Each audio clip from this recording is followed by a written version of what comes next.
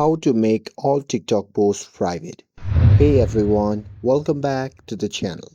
In today's video, I'm going to show you how you can easily make all of your TikTok posts private. So now without further ado, let's get started. So first thing first, open the TikTok app on your phone and make sure that you're logged in to your account. And now here, once inside the app, just tap on the profile icon shown in the bottom right corner of the screen. And now here, once you are in your profile section, just tap on the three dash icon shown in the top right corner of the screen. And once you tap on it, a pop-up menu will appear.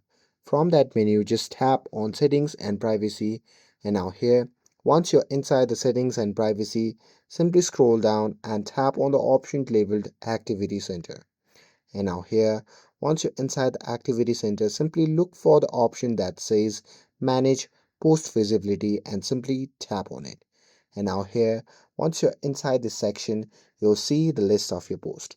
So here, you can simply select every post, and after that, you can just tap on Next. And now here, from the pop-up menu, if you did set to everyone or friends, simply tap it on only you options, and after that just tap on update button. And once you do that, all your TikTok posts will go private. And that's it. That's how you can make all your TikTok posts private.